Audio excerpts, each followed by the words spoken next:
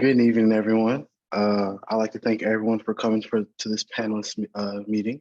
It will be very informative and it will be very insightful. All right, my name is Benson Cremenda, and I'm an MBA and MHA candidate at Texas Women University and a member of the Student Membership and Engagement Committee for the ACHE Southeast Chapter. I would like to welcome you to tonight's Administrative Fellow panel.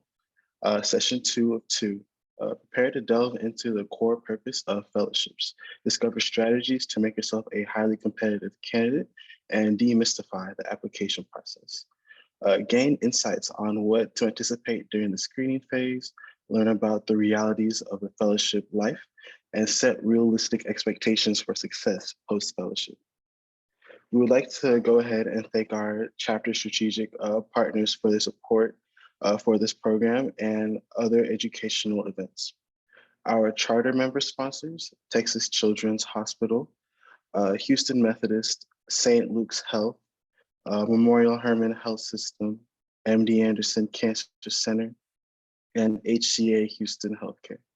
Our diamond sponsors, UTMB Health and the Intercontinental Houston Medical Center. Our platinum sponsors, Harris Health, HKS, Kindred Healthcare, Legacy Community Health, Luminaire, Page, Reality Trust Group, the Signorelli Company, Texas A&M University, Texas Women's University, University of Houston Clear Lake, Village MD, EEPB, as well as our silver sponsors, Berkeley Research Group, Brazos Sports College, Candio Partners, and the UT School of Public Health. Please note that we have several exciting events of interest, all of which you can register for at www.ache-setc.org. Just a couple of upcoming events to highlight. Tomorrow morning, we will hold another Coffee with the Chief event from 7 a.m. to 8:30 a.m. This will be a free virtual event that allows you to go to get to know Mitali Paul of Houston Methodist on a personal level. If you are free this Thursday evening from 5:30 p.m. to 7:30 p.m., please join us for a free networking event with a short educational session on hurricane preparedness. Very timely as we are moving quickly towards the normal peak intensity and danger period of mid to late summer of the hurricane season. Take a moment and make a donation today to support the local homeless via an Amazon wish list we have set up. We will take these critical hygiene items to create bags for the Star of Hope shelter later this summer. Place a save the date on your calendar for an upcoming Diversity, Equity, and Inclusion mini conference on Wednesday, August 23rd, to be held at Texas Women's University in the Medical Center. Also, save the dates now for our annual Healthcare Leadership Conference on November 2nd and 3rd of this year, to be held at the Intercontinental Houston Medical Center. It's sure to be another packed event with unparalleled networking, education, and speakers, and lots more to come in 2023. Stay tuned for additional events, announcements, and many other events that are currently in development. Please join our mailing list, LinkedIn group, and our new Instagram to keep in touch with upcoming news. And now I would like to introduce today's presenters. First, we have our first panelist is Brendan Brown, who just recently graduated from the University of Central Florida with his Master's in Healthcare Administration, and he will be starting his fellowship very soon at Houston Methodist. Next, we have Kimberly Jimenez, who received her Master's in Public Health from Northwestern University and is a current fellow at Houston Methodist. Lastly, we have Raven Bennett, who just recently completed her fellowship at Kelsey-Seybold Clinic and has now transitioned into an operations project manager role at the clinic. All right, so moving into the questions, Brendan, if you could start off with this question. So I would like to begin with a personal question and ask each panelist about a personal experience. If you look back on the time when you graduated with your diploma, as you see it now, how important do you believe securing an administrative fellowship opportunity is when you're beginning to grow your healthcare administration career?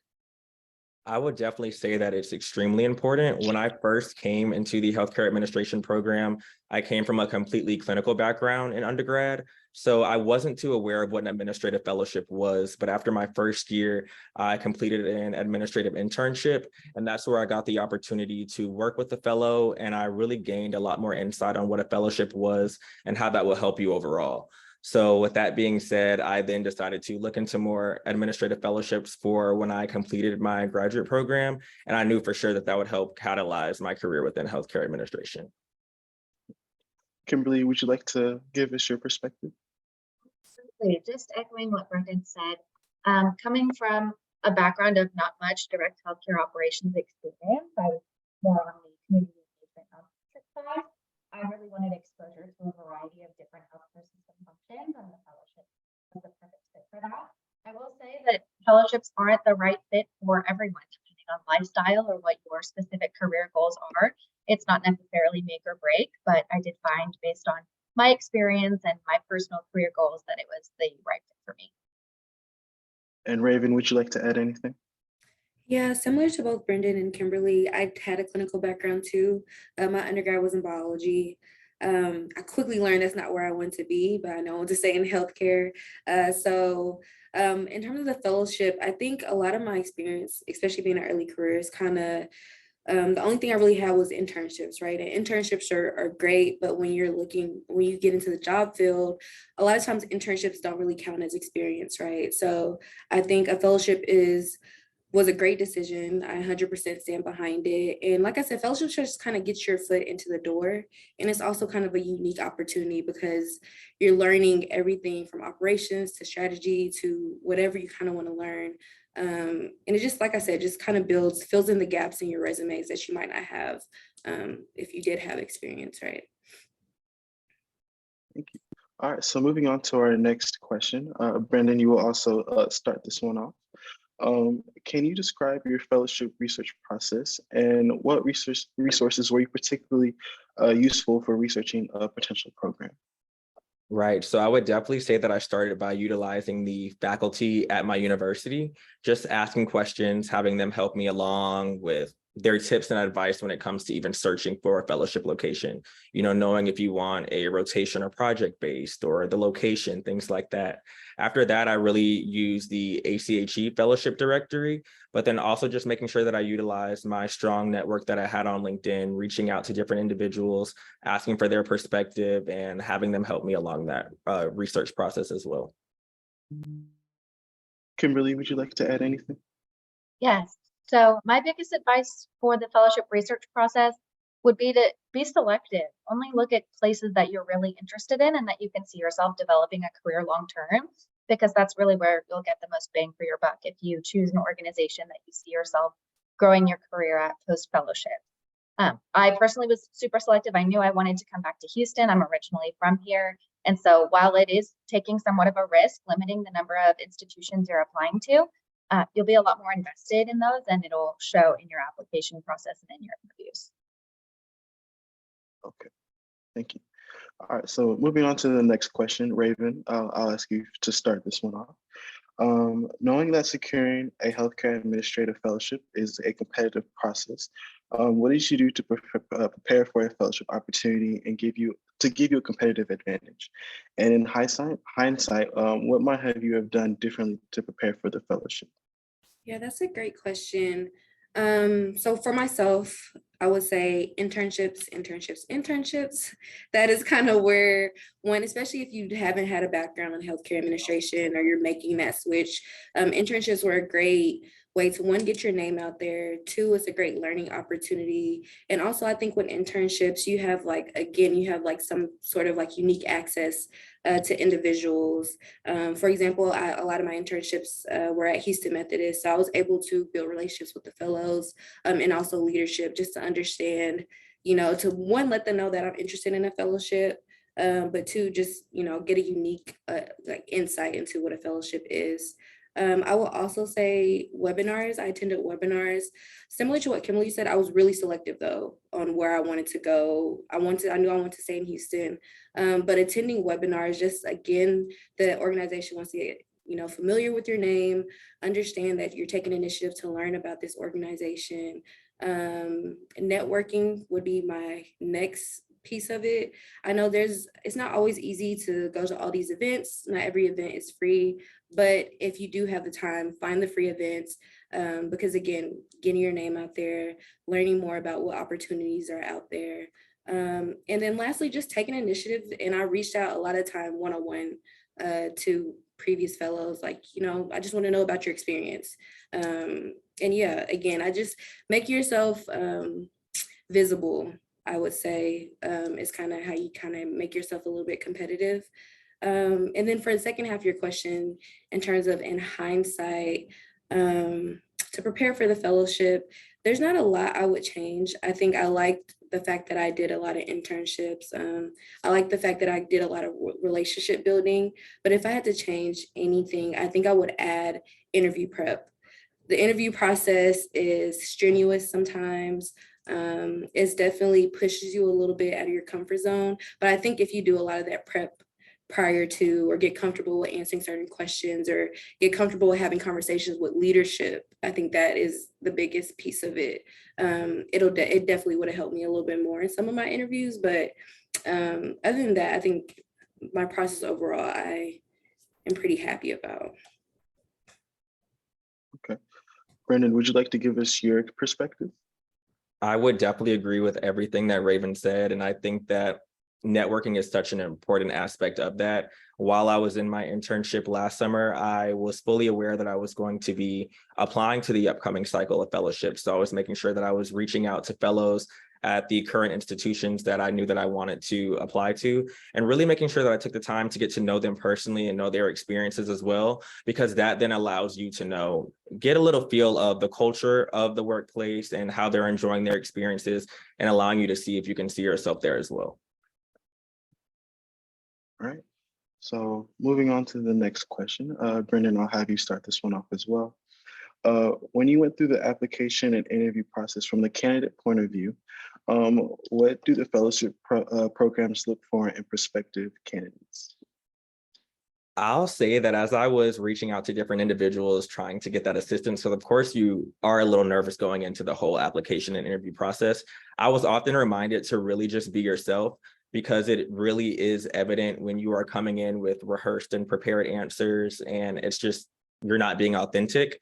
And I also got a lot of assistance through the local ACHE chapter back in Orlando. They did a bunch of interview prep and just really allowed me to get that assistance with feeling confident in my answers, reviewing things like the STAR method, and just different things that will really help you in your interview process. Kimberly, would you like to add anything? Yeah, so I'm a little bit further out from being a candidate than Brendan is, but I would just echo what he said. Really being your authentic, genuine self. Having that healthcare industry knowledge is also definitely a pro, but I think as a candidate, I place a little more emphasis on it than I maybe needed to. So just willingness to learn, I think, is above all something that's important. So moving on to the next question, Brendan, I'll have you start this one off as well. How else can a candidate stand out in a very competitive fellowship process? Yeah, so echoing what Kimberly just said in the previous answer, I really just think having that healthcare industry knowledge is really important and really does help you in your interview process.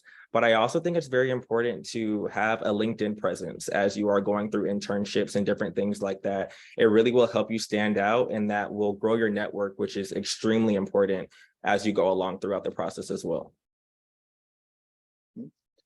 Raven, would you like to add anything? I think Kimberly and Brendan both hit on really great points, especially with the industry knowledge. I know you're in school, of course, but kind of do some digging outside of school as well. Like articles help. There's a few resources that I can't think off the top of my head where you can sign up for articles to be sent to you monthly, weekly, whatever. I definitely think that gives you a competitive edge. I know some interviews I went through, that's some real life questions about the healthcare industry, and it's really helpful to kind of already have that knowledge. And then I would also just add to be inquisitive. I think the whole point of the fellowship, you don't know everything, right? So coming in, like Kimberly mentioned, just really curious and willing to learn, kind of just makes it seem like, oh, this person is really interested in what we have going on within this organization. And so, yeah, research your organization too. 100%, like research the organization so you understand what their field, like for example, Kelsey is an ACO, so we're really in the clinical space. Understanding what an ACO is, what is coming up with Kelsey, things like that. I think that gives you a little bit of an edge coming into these interviews, knowing what you're talking about, or at least have the basis of what the organization does. All right. So moving on to the next question. Kimberly, if you could please start this one off. Once the application is submitted, if invited for an interview, can you talk about what a candidate can do to prepare for the interview process? I think above all, you should be able to articulate why you want to do a fellowship and why at that organization specifically. Really know your answer to that, make sure it's genuine and not something that you just memorized. Be able to speak to examples of where the fellowship can take you within that organization. And then I would also say ask thoughtful questions. So usually at the end of an interview, there will be time for the applicant to ask questions. And so don't ask questions that the answers are already on the fellowship or the hospital system's website. Really try to use that time and make the most of it, because that sort of taking advantage of that opportunity is definitely noticed. Brendan, would you like to give us your perspective?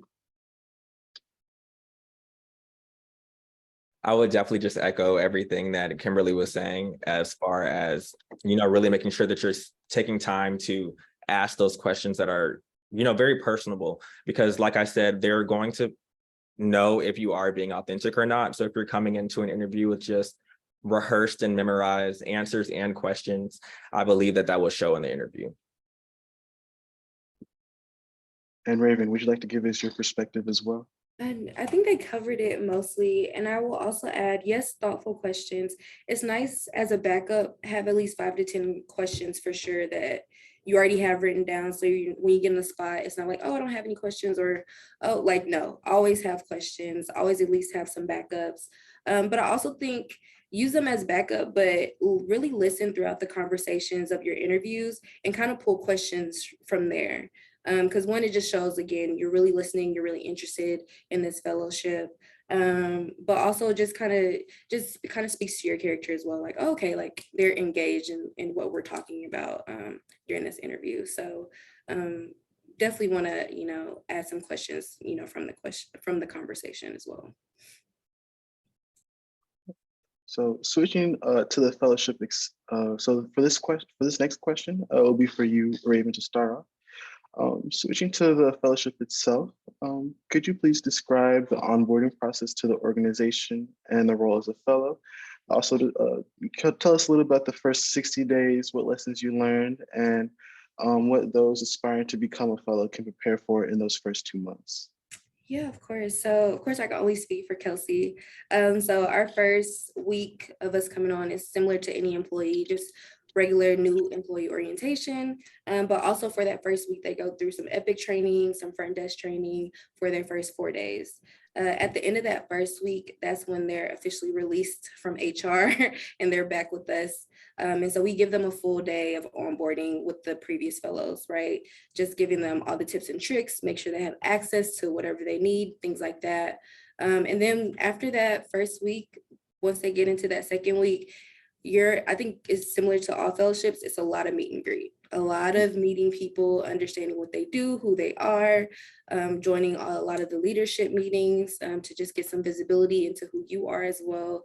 And then And then also I will say during this meet and greet process, not just the second week, but throughout your 60 days, you should start relationship building. A lot of these relationships that you start building and rapport that you start building, as you get projects, you'll know who to reach out to, or you've already kind of established that, relationship is super helpful once you get into projects and department rotations and things like that.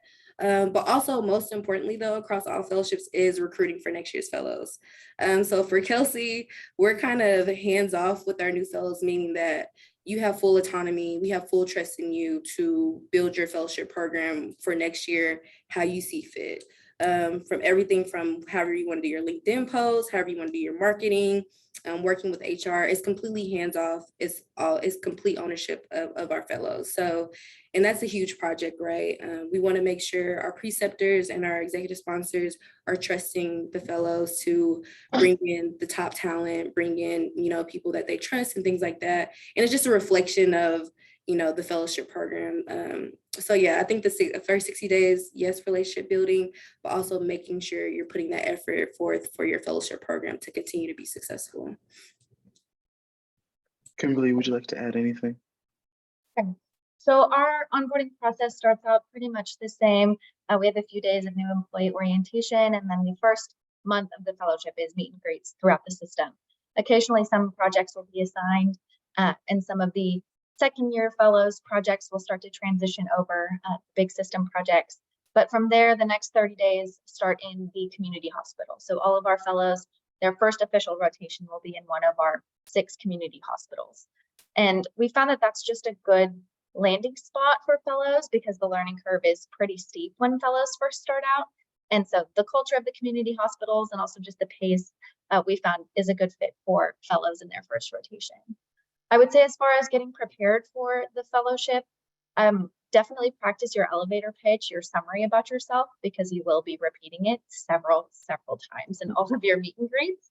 And then also find a way that works best for you to take notes. You get a ton of information in those first 30 days, but even in those first few months. And so just being able to take in that information and really have it soak in because you may need to reference it later. So finding a note system that works well for you. And if you can be prepared going into the fellowship, knowing that, I think it's all the better. As far as transitioning between older fellows and new fellows, we have a 6-month overlap because we're an 18-month program. So we're able to sort of mentor the new fellows as they come on as second years. So the recruitment process is joint. We work on it together. The new fellows do get to do more of the logistics work, which is a very exciting first project. But we found that having sort of a buddy in a second year is really helpful as you're onboarding, learning the institution, and just learning the expectations of that fellow. So we found that's what works best for us. Very interesting. All right. So moving on to the next question. Kimberly, if you could please start this one off. Did you find personally that you kind of like specific administrative areas more than others, such, for example, more exposure to strategy, operations, marketing, population health, compliance, and ambulatory areas? Absolutely. I think that's the goal of the fellowship, or at least was for me, was to try out several different areas and figure out what I liked and didn't like. So I've absolutely found some areas I found I really enjoy operations and strategy. And so I'm looking for a post-fellowship role where I would have exposure to both. But I think that's one advantage of having this rotation-based fellowship is that you get to rotate under several different executives throughout the system, all of which have different focuses and also different roles. And so you get exposure to several different corporate functions and also just different types of projects, and you actually get to test it out for yourself. So I've certainly found that. I know my co-fellows have found that as well. Raven, would you like to give us your perspective? Yeah, very similar to Kimberly. You get a lot of exposure, a lot of different rotations. So for Kelsey, we have department rotations through like marketing, different business development, things like that, strategy as well. But we also do clinic rotations. So Kelsey has about 35 clinics currently, plus moving by the end of the year. So we also do clinic rotations. So we work side by side by clinic administrator, just understanding what their day-to-day functions are. And then of course you get projects throughout the fellowship. For me, yeah, it was definitely like trying on hats. It's figuring out, what do I, really feel excited about, and then what kind of aligns with what I see myself doing. So again, similar to Kimberly as well, I was stuck between operations and strategy. We have them broken down into separate pieces. So towards the second half of my fellowship was when I had my strategy rotation. And because our fellowship, we have a lot of autonomy, especially when it comes to the second half of where we want to be. And so I decided to extend my strategy rotation throughout the end of my fellowship. But I learned that I kind of wanted a bridge between operations and strategy for me when I was looking for roles. And I ultimately ended up with clinical operations, which I'm really happy about. But because of the relationship building I did with the strategy team, I'm still able to sit on projects or help out with projects in that, department as well. So I think that is kind of the cool thing about, the fellowship, is that because you're exposed to so many different people and so many different leaders, that even if you do land in one area, you've built that relationship already. So, if you do want to reach out, say, hey, there's a project that I'm really interested in that I would still like to work on with your department, more likely than not, they're going to say yes, because again, that you've already built that relationship. So yeah, that's kind of my experience. All right, moving on to the next question. Raven, if you could start this one off. So describe the typical day in the life of a fellow. Did the reality of the position align with your expectations? If so, in what ways? And if not, in what ways did they differ? Yeah, so I will say no day is the same as a fellow, especially at the beginning. I think the first 90 days, you're a little bit of everywhere because, like you said, you're onboarding, you have the administrative fellowship recruitment that you're doing. You're learning all these new people. So no day is different. But once those 90 days kind of, they're done with it, they're over with. And when you really settle into your rotations, it just kind of depends on who you're with or, who your department's with. One day could be full of meetings where you don't really have time to yourself to debrief with yourself. There could be days that you're simply just shadowing, that executive leader for the day. So you're taking notes all day. Or there's days where you're just focusing on your project work, getting things done, getting tasks completed, things like that. So no day is really the same. And then for Kelsey specific, like I said, we have clinic rotation. So that could look like you running day-to-day clinic operations. Sometimes you can be an interim clinic administrator where you're doing patient-facing issues, pulling data, creating reports. So it's a mix. It changes from day to day. And in terms of my expectations, to be very honest, I didn't know what to expect coming in as a fellow, right? Like you have this general idea when you meet people one-on-one, but I think everybody's fellowship experience is unique in their own way. So you can't really build any expectations per se, because you never know what the organization will be going through at the time of your fellowship. So I'm going to say, yes, it aligned with my expectations, but I didn't have anything like set in stone when I was coming into Kelsey as a fellow. Kimberly, would you like to give us your perspective? Yes, so just echoing what Raven said, no, there's no typical day of the fellowship. For us, it really depends on the rotation that you're in and also what's going on at the time. So we all have required rotations, but my required rotation in the community hospital definitely looks completely different from my co-fellows rotation in the community hospital. So it really depends on the timing, what's going on in that area, and also the rotation that you're in. But for the most part, you'll have a pretty good mix of both shadowing and then your own project work in any rotation that you're in. And so you could expect on an average week that you'll get both some shadowing experience, some rotation-based projects, and then some of the system projects that you might be assigned to. I will say that the fellowship exceeded my expectations. I did not anticipate the level of exposure that fellows would get within the system and the level of support that we get from executives and leaders throughout the organization. I felt kind of small, honestly, as somebody coming out of grad school who had never worked a real job outside of an internship. And so I wasn't expecting the level of enthusiasm and support that the entire institution has for the fellowship program. And so that was something that was really, really special to realize and something I've definitely come to appreciate over the last year. All right. So, and transitioning onto the next question, Kimberly, could you please start this one off? Can you talk a little bit about the typical responsibilities, assignments, projects the fellows work on in your institution? Absolutely. So again, it'll depend on the specific rotation you're in. At Houston Methodist, we have system projects, so we're assigned to some of our strategic initiatives and then one of our centers of excellence each. And so we support those on an ongoing basis, regardless of the rotation that we're in.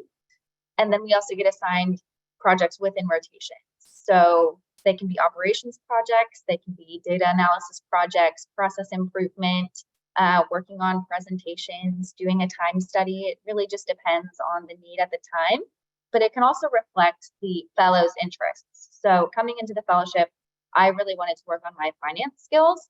And so that was something that I voiced with one of my mentors. And I actually got to spend several weeks working on some specific finance projects. And so it is customizable depending on what your interests are, if there are areas that you'd like to work more on or get more exposure to. But for the most part, you'll have a pretty good mix of specific projects dedicated to your rotation, system projects, and then the shadowing experiences as well. Raven, would you like to give us your perspective? Yeah, of course, very similar. Again, projects it just depends on your rotations. I think a lot of our projects come from rotations, right?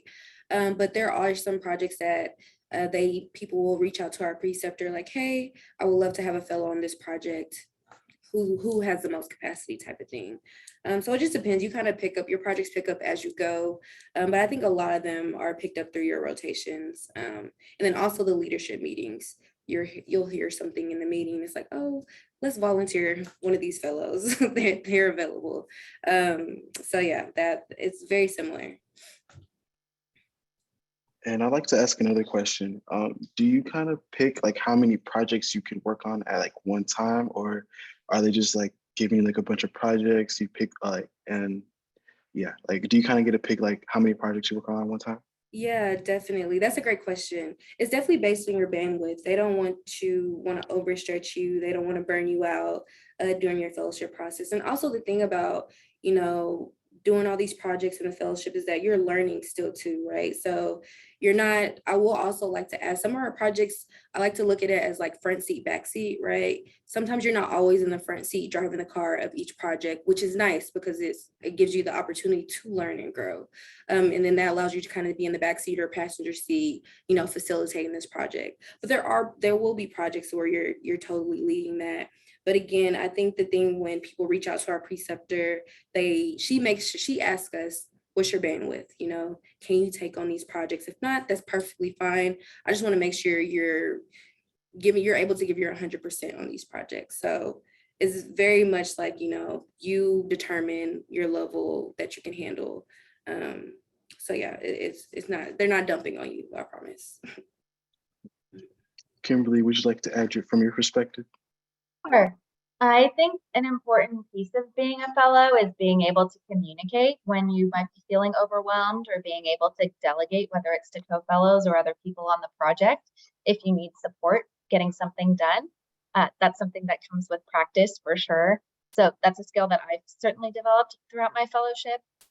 But most of these fellowship preceptors for the different rotations have worked with fellows before, and so they know what we can handle, and they can also pick up on signs when we might be getting overwhelmed, or we're super busy and they never see us, so they know that we probably can't take on another project. So just working on being able to communicate your bandwidth, but they can usually pick it up as well.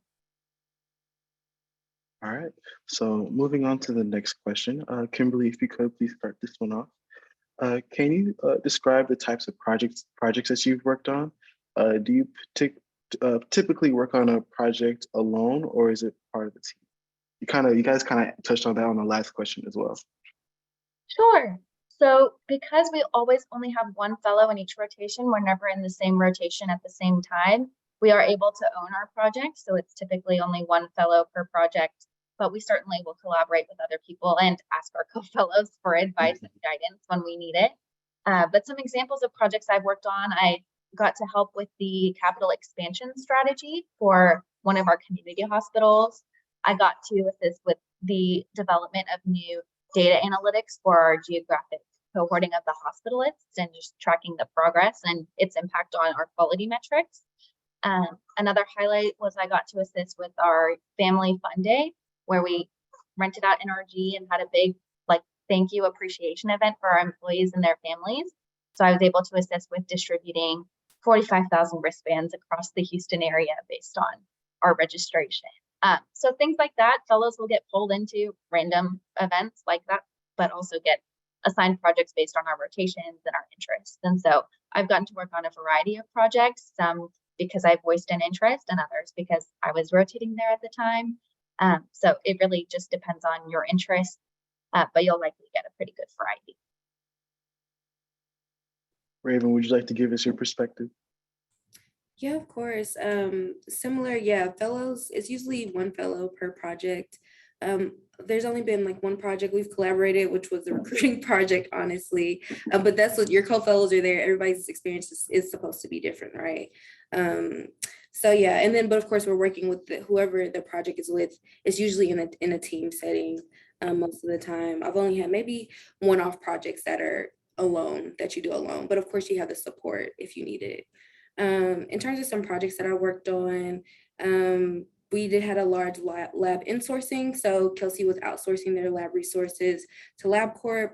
We recently completely brought lab services in-house across all 35 of our clinics. So that was really interesting to see them go through that whole transition process. I've also helped out with front desk optimization. So completely changing our operations at our front desk across each clinic.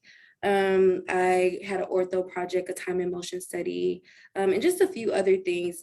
Like Kimberly mentioned, you kind of pick up things as you go. It could depend on if you're there at the right time, right place, or, you know, like I mentioned earlier, them reaching out to your preceptor, and the preceptor kind of just gauging who has the better bandwidth for a certain project. All right, thank you. So moving on to the next question. Raven, could you please start this one off? Can you describe the support you receive when executing projects? Yeah, I'm not gonna lie, I had a lot of support. I think that is the best part about the fellowship. Yes, you have ownership on a lot of things, but it's what training wills, right? Like they make sure that if you fall off, there's someone there to kind of help you out, that kind of helps facilitate some barriers that you have. So I definitely think the support is there. We work with our executive sponsors. We meet with him monthly, most of the time, and then our preceptor, we meet with her weekly. Also, you have your previous fellows to kind of lean on. And then again, back to the relationship building that I mentioned at the very beginning. I think having those relationships is very important when you're looking for support, or, you know, if you're running into barriers, or if you just need someone to kind of pick their brain on, you know, what they would do for this project. But I definitely think the support is 100% there. That's definitely something that I've experienced. And I think something that was helpful when we talk about projects is we work really closely with a lot of our project managers or some of the projects. So if you are interested in project manager at Kelsey, you're really tied at the hip to some project managers depending on the projects that you're sitting on. So yeah, that's kind of been my experience. All right. Kimberly, would you like to add anything? Yeah, just echoing what Raven said, we're really encouraged from day one to ask questions and get feedback at every opportunity you get, because that's how you learn and you grow. But we certainly have a culture of wanting fellows to succeed and wanting to see them grow and develop. I think part of that is because our fellowship has been around since the 1970s. And so we have several leaders throughout the organization who are former fellows and who are all very invested in the success of the program and the current fellows. So lots of support, which is very refreshing to see even at the highest levels. They really just want to see us learn and grow and develop. And so very, very refreshing to see as somebody who has lots to learn. So switching to the next question, Brendan, if you could please start this one off for us. What skills do you believe are most essential for success as a fellow? Well, one of the things that I wanted to touch on as someone who is coming in, is just placing that value on lifelong learning and really making sure that you are coming into the fellowship to learn. You know, you don't know everything. You did learn a lot in your master's program, but the purpose of this fellowship is really for you to get that exposure and for you to learn as much as possible. So with that being said, a few other things that I would mention is just being organized, having very good time management skills, because of course, with different rotations and different projects, you will eventually have a lot on your plate. So it's really essential that you do know how to organize yourself, but also make sure that you know how to manage your time well. Raven, would you like to add anything? Yeah, of course. I know we mentioned this earlier, but I think communication skills are number one. Outside of, I think it's super important to know how to ask questions and be comfortable with asking questions. And also just not every person will know what you're doing, right? So being able to communicate the projects that you're done, what you've been successful in, is really imperative to get the visibility into who you are and what you're capable of doing. Another thing I would say is taking initiative. Getting the fellowship is just your foot in the door. You still need to continue to push yourself, to volunteer for projects, or, you know, just making sure that you're doing the best that you can, just so, again, people are familiar with you and, you know, your work product. And I think lastly would be listening. You get exposed to all these meetings. A lot of these meetings there's a lot of decision making being done in these environments, or there's just a lot of, you know, needs or wants that could come up within these meetings. So I think having a great listening ear could potentially give you projects that they didn't even realize could be a project, right? Or gives you an opportunity to kind of ask someone questions that they're like, oh, you know what? I like that, you know, you seem really interested. I have you in the back of my mind for something in the future, right? So I think listening has been my kind of like my secret weapon, I think, because, you know, it's just really helpful to make sure you're keeping your ears open during this fellowship process. All right. Moving on to the next question. Kimberly, if you could please start this one off. What do you perceive to be the pros and cons associated with the fellowship? Of course. So as for pros, I think they're pretty clear. This is a very unique opportunity to get experience across an entire healthcare system in a pretty short amount of time, but also exposure to both different very high level meetings, different leadership styles, different working styles.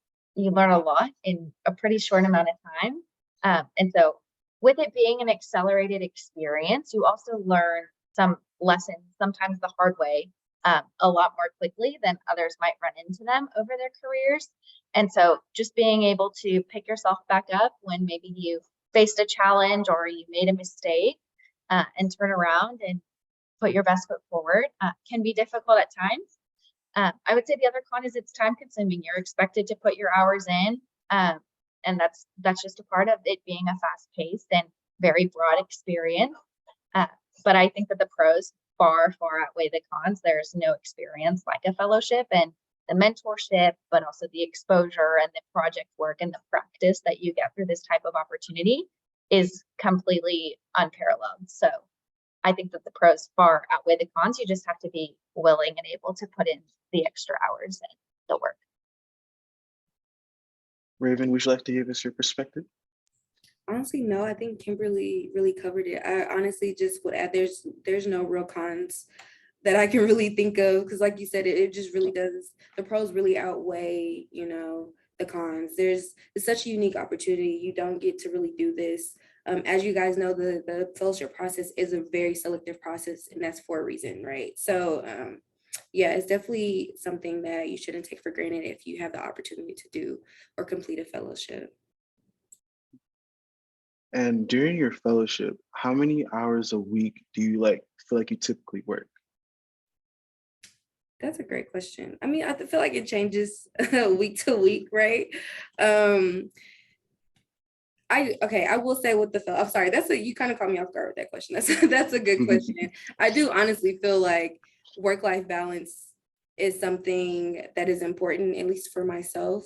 So I don't really work more than the typical 40 hours, unless there's like, there will be weeks that there's pressing projects where it's like, oh, I have to get this done, right? Or there might be meetings that happen after hours, because that typically happens sometimes with leaders where you're working after hours, things like that. But typically though, it's a 40-hour work week.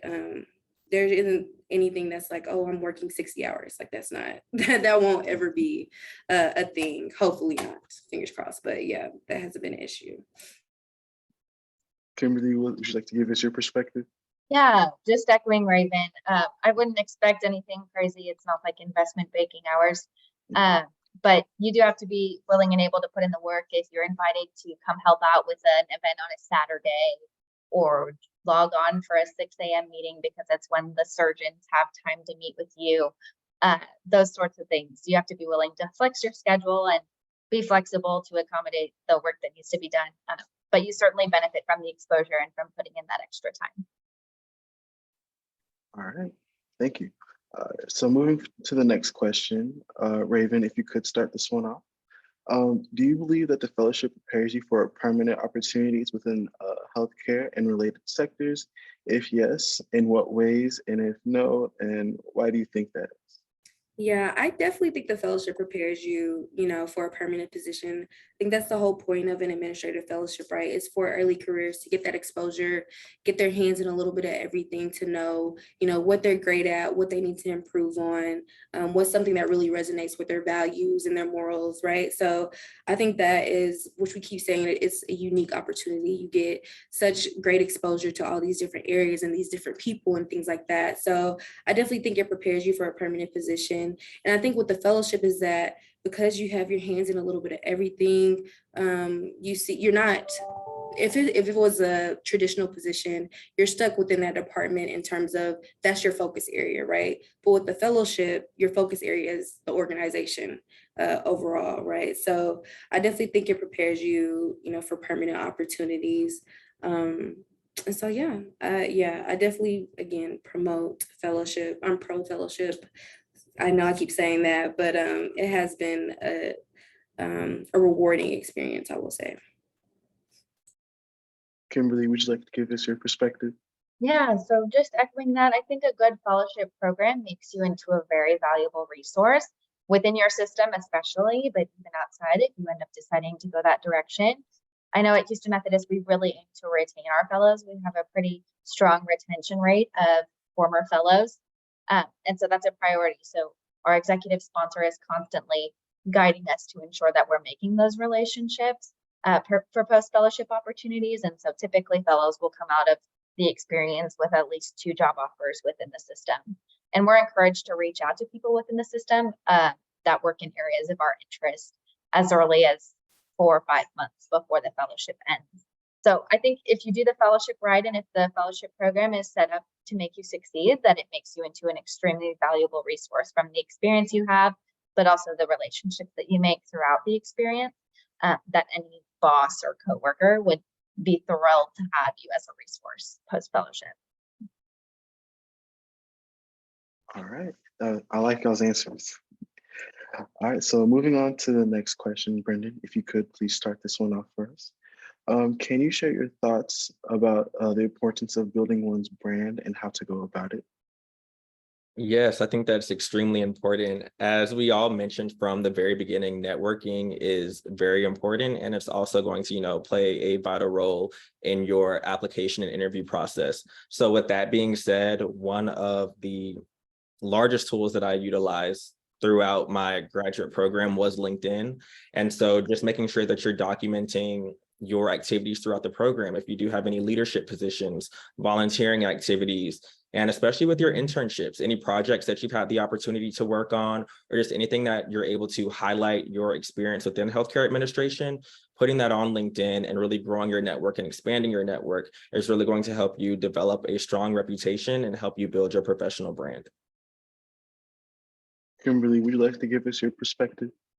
Yeah, echoing what Brendan said, but focusing more on the once you're in the organization side, I think upholding the brand that you built. So turning in your best work the first time, every time, not dropping things when people are asking you questions or asking you for help, really making yourself into a reliable resource that people want to ask for help on projects or want to assign new initiatives to is really, really important as a fellow. All right, Raven, would you like to give us your perspective? I think Brendan and Kimberly covered it really well. I will say for me personally, I just really got into the LinkedIn brand building. So Brendan, I think that's a great idea that you brought that up, because that is super important, right? A lot of opportunities that we find or people that we meet is through LinkedIn, especially in the healthcare admin field and space, right? And then I think I put a lot of focus into my brand building once I'm at the organization, like Kimberly mentioned, just making sure I'm being my genuine and authentic self, because, you know, these people are learning you, they're knowing you, you're working very closely with them on a lot of things and a lot of projects. So I do just think upholding yourself very well within the organization, you know, not, you are, like we mentioned earlier, you're exposed to conversations and meetings that not everyone is exposed to. So understanding what things you should keep private and what things, you know, you are able to share, things like that. Just making sure you're you know, you understand that you are in a professional setting, but still staying true to yourself while you're in these settings as well. All right. Before we open the floor for Q&A, would any of the panelists like to give any final words of wisdom for the audience? If you could, just name one thing you think is important for your journey in the fellowship process. Kimberly, if you could please start us off. Sure. So I have two things. First, you've heard us all say it today: be yourself, and trust that you bring value to any organization that you're interested in. Be confident in that, but also know where you want to learn and where you want to grow. My other big piece of advice is just trust the process, trust that you have value, you know what you bring to the table. And if you're meant to have a fellowship at the organizations that you're applying to, it will happen. And if it doesn't, that just wasn't the right fit and you're meant to be doing something else. So really trusting the process, I think it takes some of the pressure off of you, and trusting that you'll end up where you're supposed to be makes the process a little bit easier to go through. Brendan, would you like to add to that? Yes, one thing that my mentors all told me was trust the process. So it can be very overwhelming at first, just knowing how many fellowships there are and how many students are applying to them, but really making sure that you're putting that full confidence, that you're putting your best foot forward and putting your best into your application is definitely going to help. But also, as they mentioned earlier, just really making sure that you're taking that time to really do research on these fellowship locations and really making sure that this is somewhere that you see yourself staying long-term and seeing yourself growing professionally, because that's definitely going to help you narrow down your list so that you really know where you want to spend your time. Raven, would you like to add to that?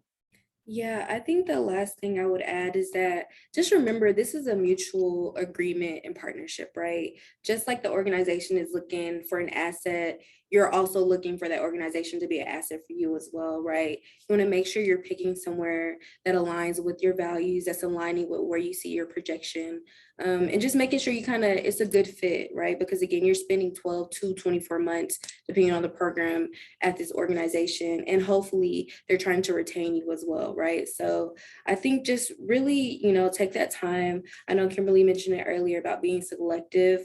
I think, yes, there's all these great programs, but I think really looking and understanding what you want out of this fellowship program and where you want to be is super important, right? And then also lastly, like when you do your personal statements in the realm of being selective, make sure when you do your personal statements, tailor it to each organization.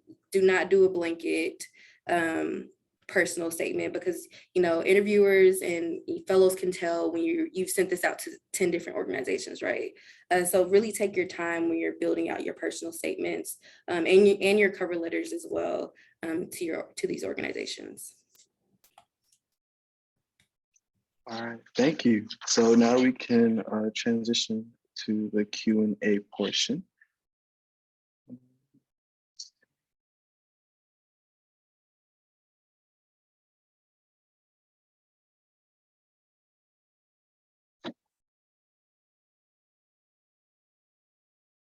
All right, so we have one question. What are some tips you have for when you are in a situation where you don't know the answer in an interview or in the professional setting? That's a good question. Raven, if you would like to start this one off.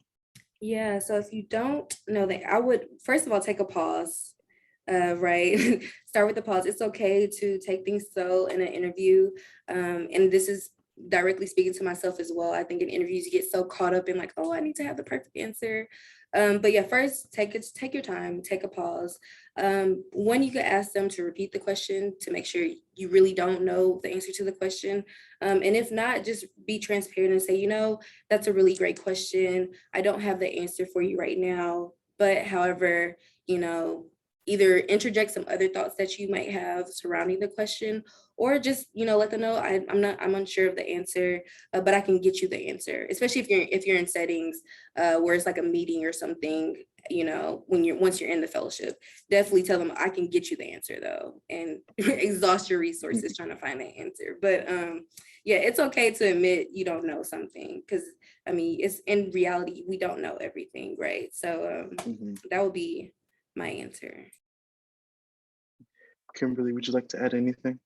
Yeah, I would just note that saying that you don't know the answer is much better than making up an answer or guessing.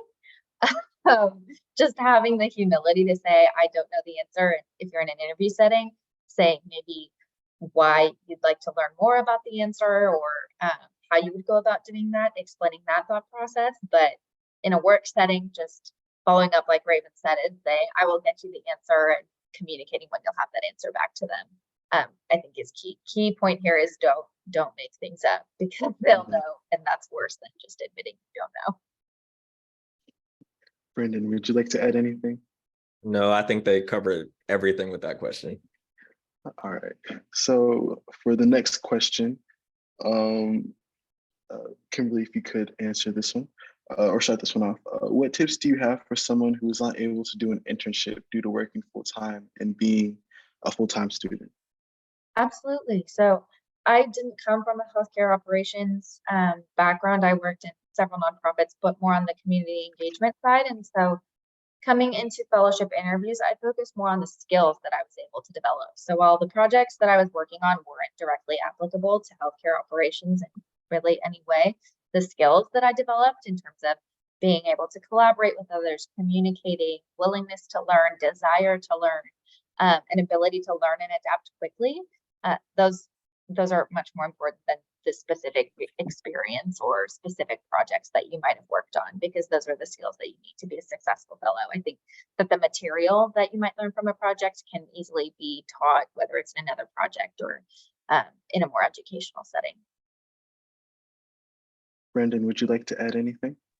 Yes, just throughout my interviews, I was really able to speak to my experience within the healthcare system overall by having that clinical experience, but also just by different leadership positions that I had throughout different organizations in my program, as well as leadership positions at, former jobs. Just being able to speak to that and how you can carry that into your fellowship, I think speaks volumes as well. Raven, would you like to add anything? Yeah, and lastly, I would say, I know for my program specifically, I went to UT Health.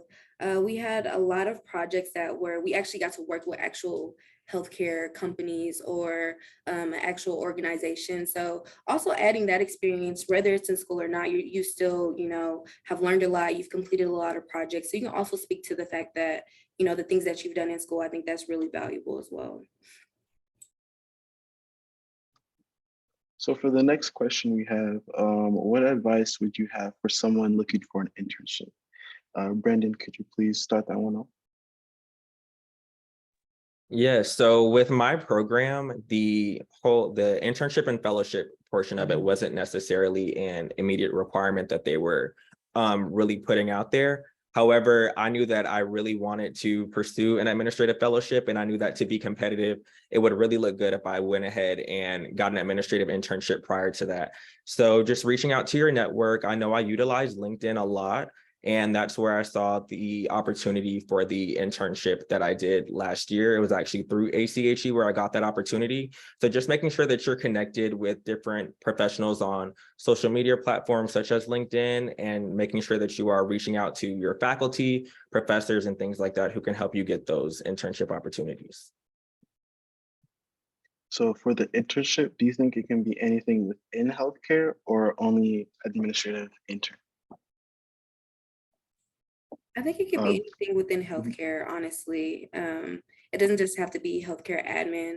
Again, I think when you're going through these fellowship interviews, like your early careers, you're not going to have, this lengthy experience, right? So as long as you can communicate the skills that you picked up, the tools that you learned, the things that you did, and kind of tie it into why it would be useful for a fellowship, I think that's what's important. So don't think it just has to be administrative internships.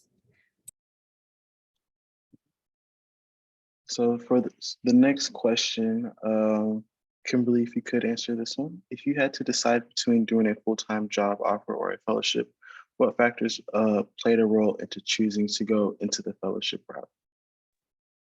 I think just the uniqueness of the opportunity that a fellowship offers would sway me towards a fellowship. You can do a full-time job pretty much anytime post-fellowship, but you can't always go full-time job back into a fellowship. So I would say it's a very, very unique experience. And if you're offered the opportunity to take one, I would certainly recommend choosing a fellowship over a full-time job, just because it's experience and connections that you may not have the chance to make again until much, much later in your career. Brendan, would you like to add anything to that? Yes. So graduating from your master's program, speaking for myself personally, I wasn't 100% sure of exactly what I wanted to do or what area in healthcare administration I wanted to go in. But I knew that by gaining that fellowship opportunity, I would have the opportunity to rotate throughout the entire system and be exposed to so many different areas and have different projects where ultimately by the end of that fellowship, I would know where I wanted to go. And so that's why I wanted to go the fellowship route, so that I would have that learning experience. Raven, would you like to add anything? I think they both covered it all. I definitely agree, especially with Brendan. I didn't know what I really wanted to do. And a fellowship is a great way for you to kind of fill out what is exactly works best for you. And again, these are connections that you won't typically be able to build, like Kimberly mentioned, until later on in your career, or you might not even have this opportunity, so I definitely would choose the fellowship over a full-time position, because again, if you do your fellowship right, you will have that full-time position once you finish. So moving on to the next question, Raven, if you could start this one off. What was the most challenging experience you had, and how did you succeed despite the challenges? That is a really great question. Most challenging experience I've had throughout this fellowship process. I think there's two challenges I want to talk about. One was the recruitment project, which was the first major project. I think when you're working with it, like I said, for our fellows, it's mostly the new fellows coming in. They have the autonomy. Yes, they have the support of previous fellows and our preceptors, but a lot of the decision making at the beginning is, between those fellows. So I think something that was really challenging for me was we all had very different personalities and very different thought processes on how we wanted our recruitment project to go, or how we wanted recruitment to go as well. So I think just working on the communication and understanding we're a group, we're a team, figuring out, just figuring out how that dynamic should work and how you should relinquish some ideas because it might be greater for the group or for, a larger group of people. So I think at the beginning, just figuring out that dynamic was really difficult. And I felt like this is such an important project, right? This is the first thing that's going to have our names on it. I want to make sure we're doing this right. So I think it was just difficult, just merging our three personalities at the beginning.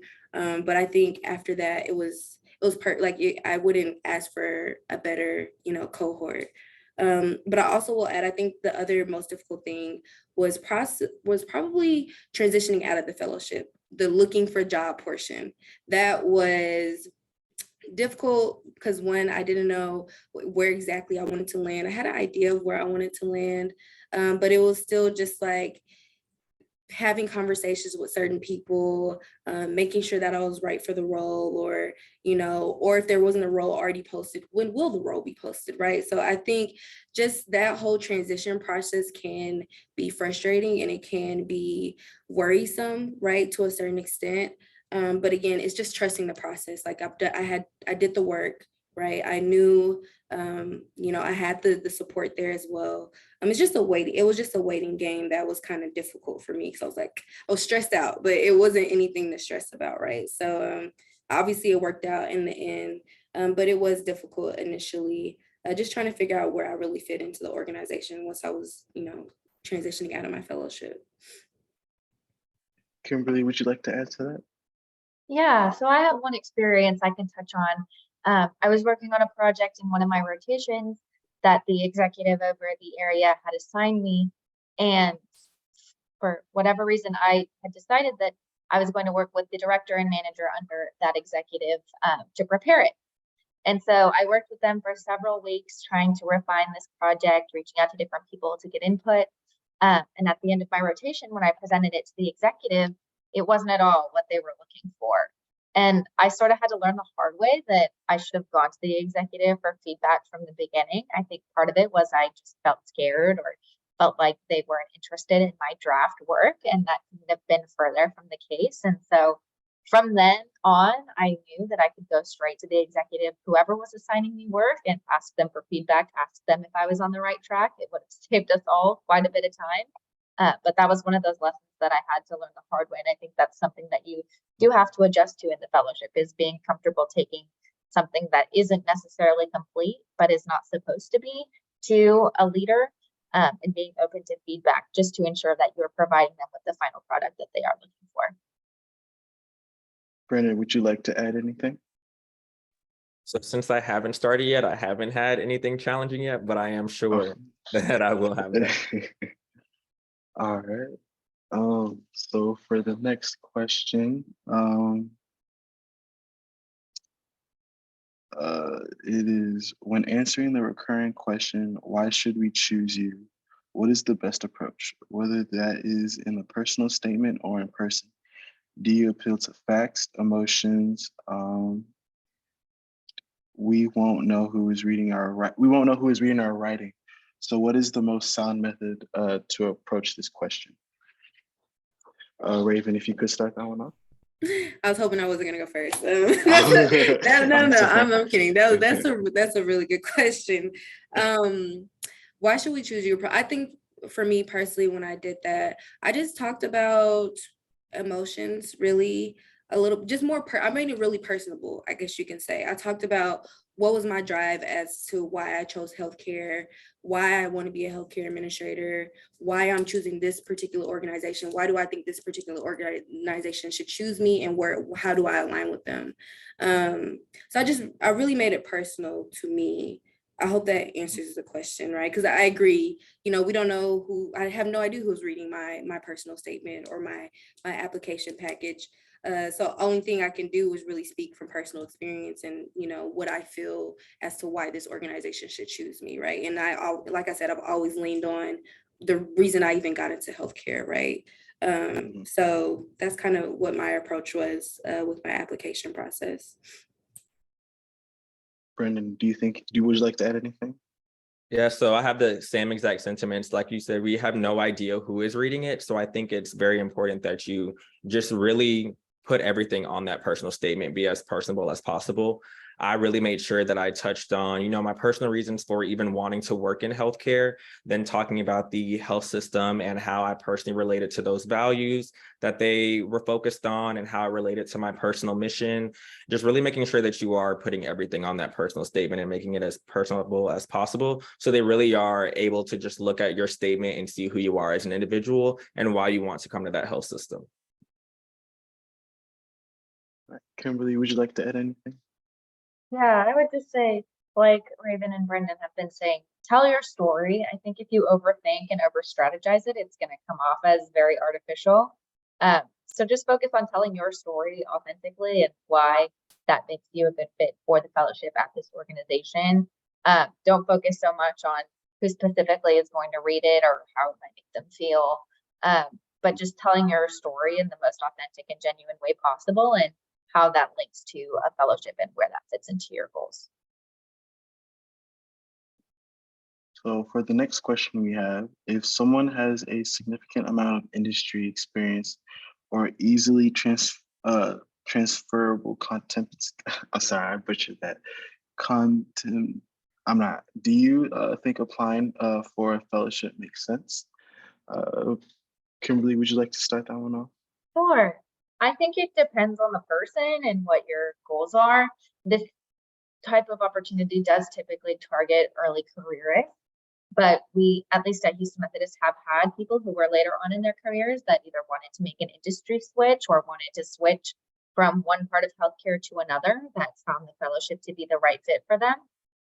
So the role is designed with early careerists being the target audience, but it's certainly not closed to anyone. And if the personal statement and the experience lines up with the expectations of the fellowship program, I don't see any reason why the application wouldn't be successful. So it really depends on you. If you feel like this experience sounds like a good fit for what you want to do, and then just keeping in mind that it is designed for early careerists. But if that doesn't bother you, then you're certainly welcome and would be a good applicant. Brendan, would you like to add anything? No, I have nothing to add for that one. Raven, would you like to add anything? No, I think Kimberly touched on it. Like she said, it is geared towards, early careers, but nothing is wrong with wanting to make a switch in your career. That's the whole point of a fellowship, so you can get that exposure to know what you want to do.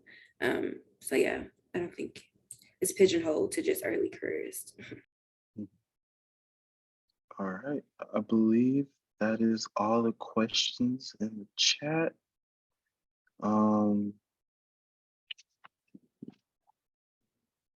I'd like to thank everyone for coming to this panel event. I thought it was very insightful and learned a lot from the panelists we have before us. And yeah, everyone can have a nice day. Thank you all. We will have the recording posted on the website probably within about 3 days. Thank you, everyone. Have a good night. Have a good And evening. thank you for the panelists for coming. I thank you a lot. I learned a lot from you guys. Of course. It's our pleasure. Thank you, guys.